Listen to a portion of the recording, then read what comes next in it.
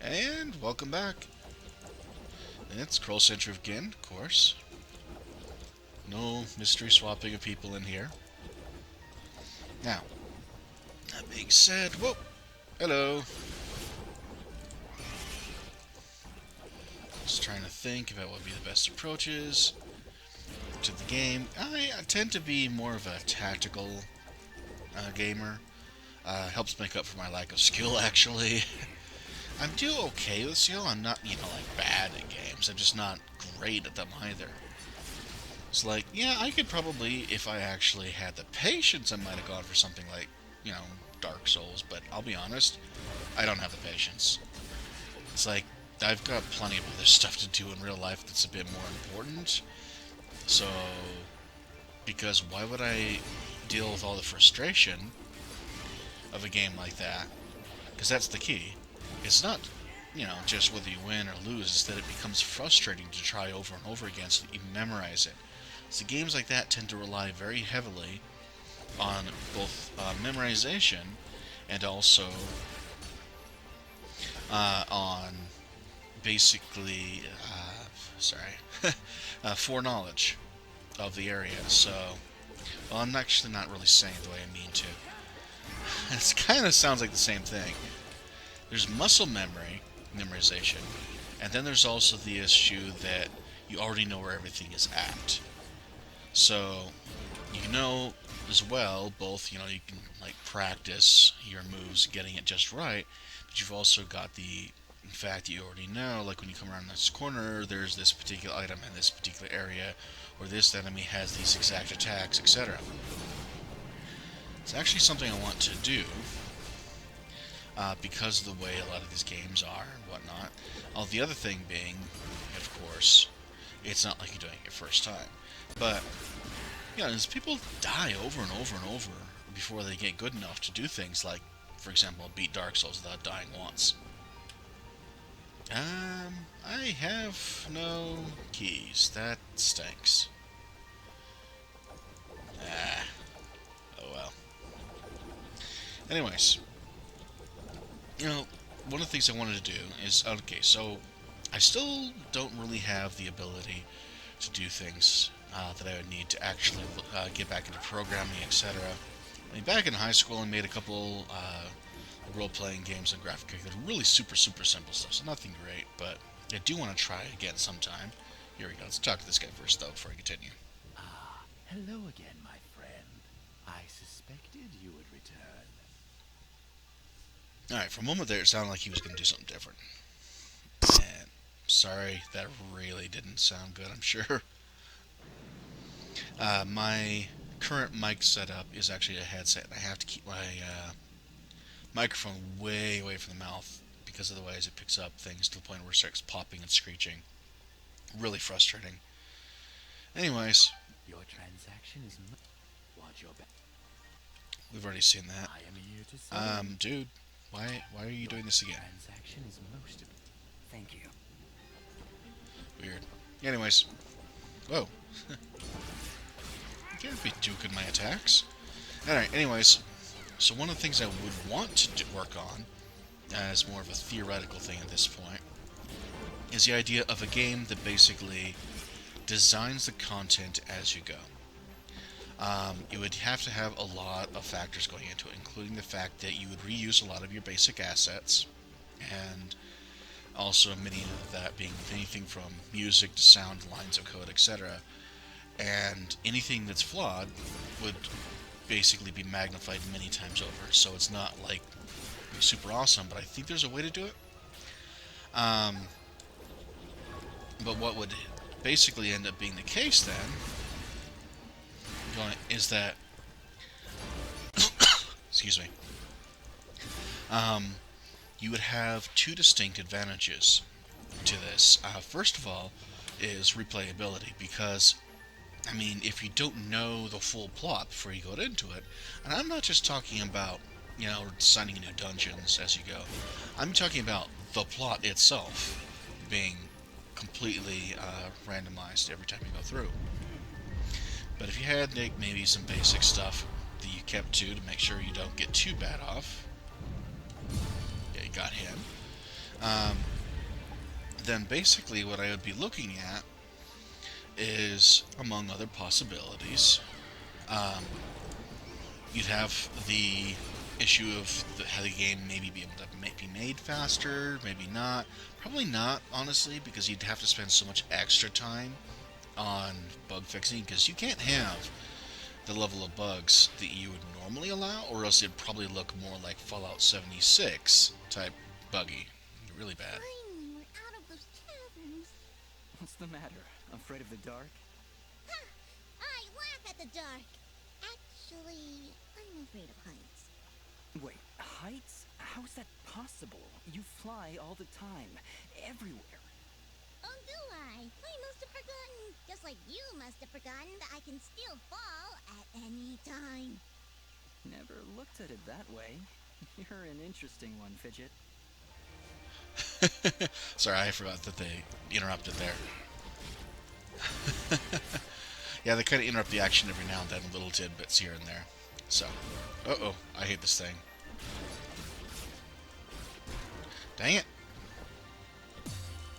There we go. Hate that stuff.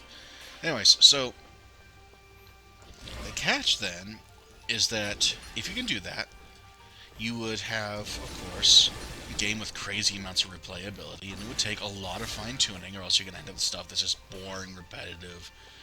Machines aren't exactly known for putting out fascinating stories here.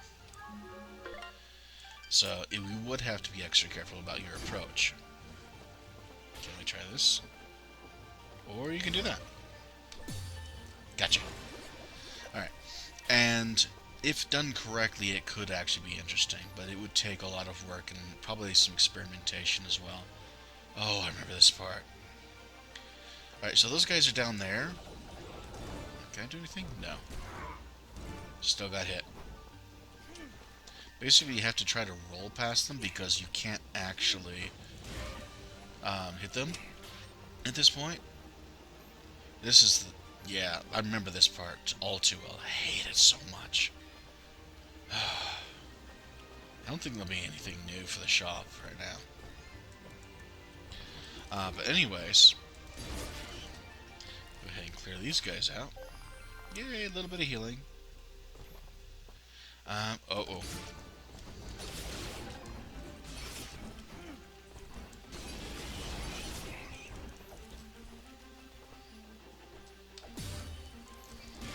Gotcha. Alright.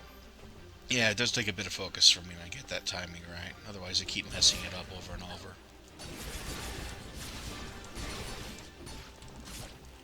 So, it's just an idea I've been toying around with about us. There's a lot of details that have to go into it, or else you're just going to end up with a whole bunch of garbled junk at best. And it's something I'd like to try out. Maybe someday I'll be able to work on it. Hopefully. But in the meantime, we'll just have to see. But one of the interesting side effects would be that I could make a game that also semi-randomizes areas. So if you have like a dungeon that you fail and get defeated, then what I might be able to do is set it up so that you come back to it and parts of it, at least, have been randomized. Anything from enemy attacks and enemy formations to who's there to where the actual layouts are, where the traps are, all kinds of stuff. Alright, so these guys can be a real pain. Not necessarily super bad, it's just that, I mean, they're just firing off a number of range attacks like that guy. And they do have an extra effect that'll probably get hit with soon enough. It's usually your player's first introduction to the mute or silenced condition. So, but we'll let that introduction go off when it does, because that actually does get covered in game. So what's going on?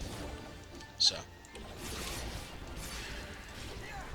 anyways, but because you could have it re-randomized, etc., especially in important bits, what would happen is that you could end up going into like a boss fight, and if you mess up a boss fight in Dark Souls, you can try it as many times as you want, but in this case, you have to one-shot the boss, because if you don't, it's a new boss. And if you think about it, that would actually allow the game to be harder without just being like brutal where you die all the time. And I think it would be different.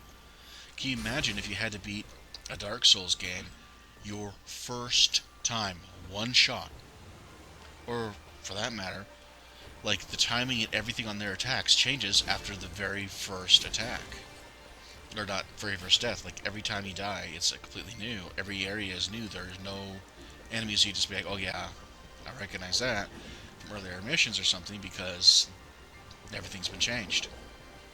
It could have an interesting effect. Alright, this looks like it might be where we're going.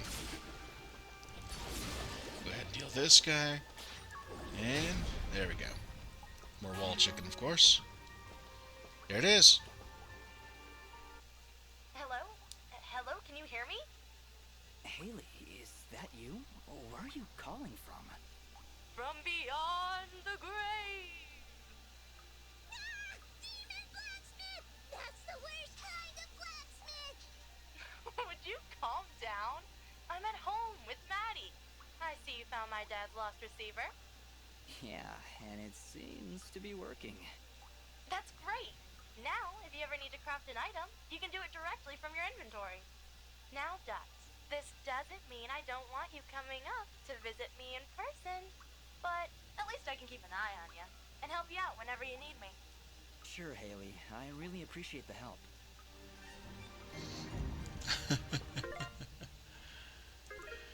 Alright.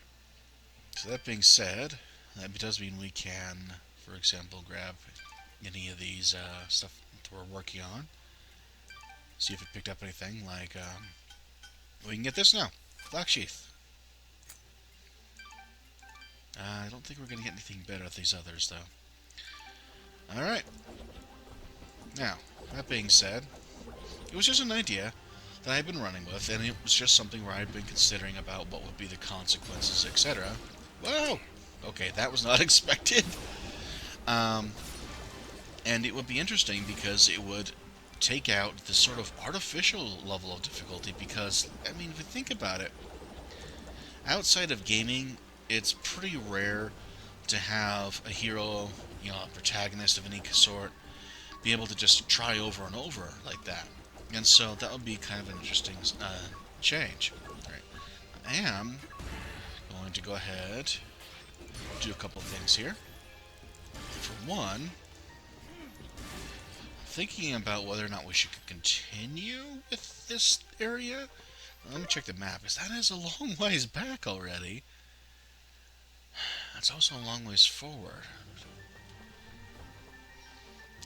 Whoa, hello. Well, anyways, let's go ahead and take that out. Let me just see see if I can jog my memory here, maybe, with what exactly I'm dealing with. And I think the answer is going to be no, because my memory stinks. Yeah, I just thought I'd go ahead and share that. There's a lot of stuff. I've actually been studying game design for a very long time now, because I can't actually do anything, but I still want to prepare. So, as a result, I have learned a few things. But, anyways. Oh, did we just get what I think we did? Teleport stone. Now might be a good time for that. Normally I don't use teleport stones. I just don't have the use for them. So I probably won't actually need to worry about it. If I just grab the nearest teleport stone and, or the nearest, save point or whatever, then it'll probably be fine. Okay, something seems a bit off. Anyways. We must be getting close. How can you tell? Look. We may still be able to save the others. Let's hurry. Well, guess we're going onward. Alright. If we are close, then I'll be fine. I'm pretty sure that if I'm able to do this well, I'm also going to be able to beat the boss here. Just maybe a little bit too easy. I'm going to move on to that little side quest, that area.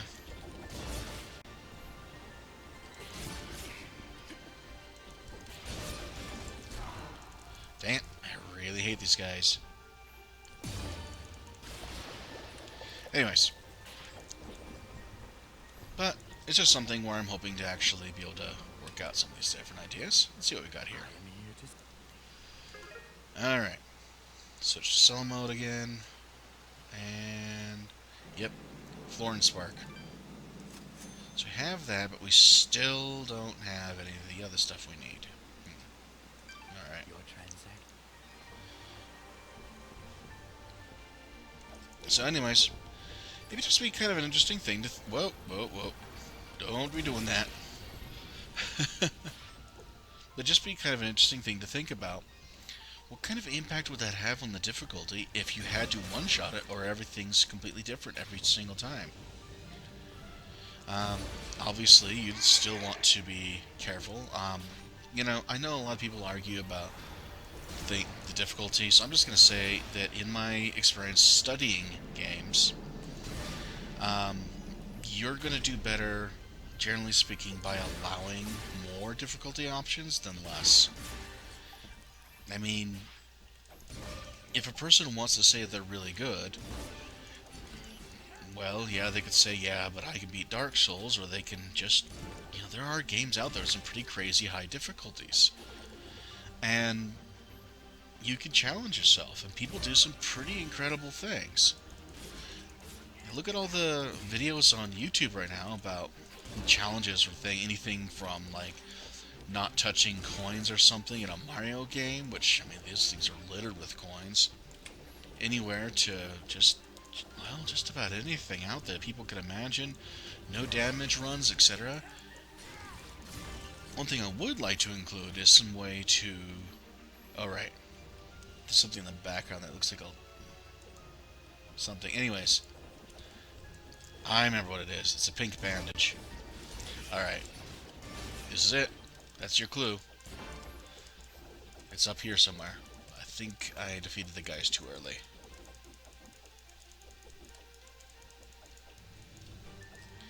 Yeah. Alright, so I think I'm at the edge of the screen. I'm going to come back in here and try to show a little bit of it, but I may not be able to yet because I don't have the double jump. Yeah, alright. So let me go ahead.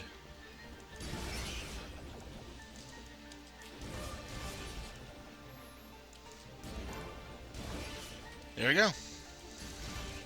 Now, unfortunately, I only have 2 keys. But, if I actually had all 4 keys, this... Well, the pink bandage is a clue. But, that's actually where there's another guy. I just wanted to show that real quick while I was here, and before I forget about it and all that. I mean, I'm going to come back to it, but still. It's easier with a double jump, but it can be done without. This was done recently. We don't have time to wait for it to die out. There's got to be another way around. I think there is. If I remember correctly. Ah, right. The bomb fruit. Which we don't have on this screen, but we do on the previous screen. Alright. So be it.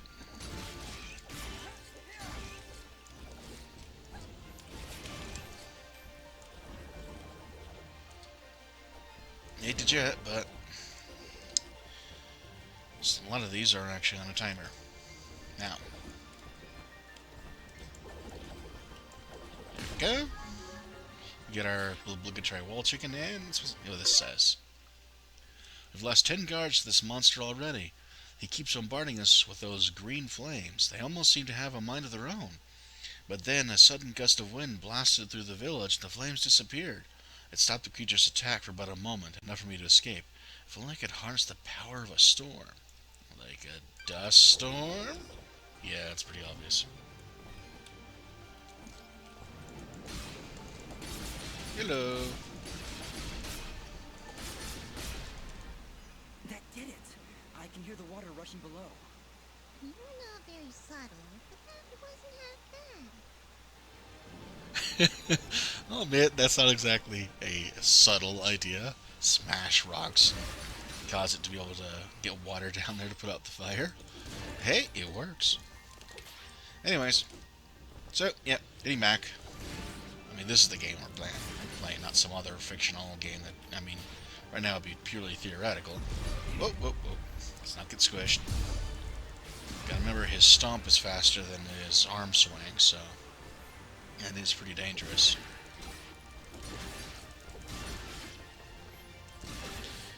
Let's go ahead, take these guys out. With all these guys that were fought, I don't believe we've gotten even one Impide. And yet it's a beginning enemy. So, yeah. Anyways, it is what it is. It's just something that I've always found frustrating in the early parts of the game. And if you get even one of them, it'll make quite a bit of a difference, because then you can buy the rest in the shop, which is what I usually recommend, because it's frustrating otherwise. Get rid of him. So. Whoa. Whoa, whoa, whoa, whoa, whoa.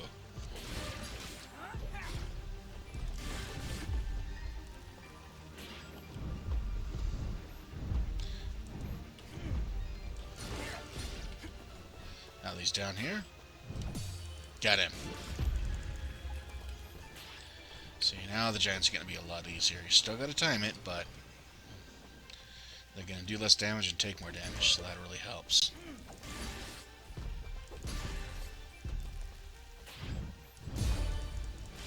Plus, as you get used to the timing, it gets easier and easier.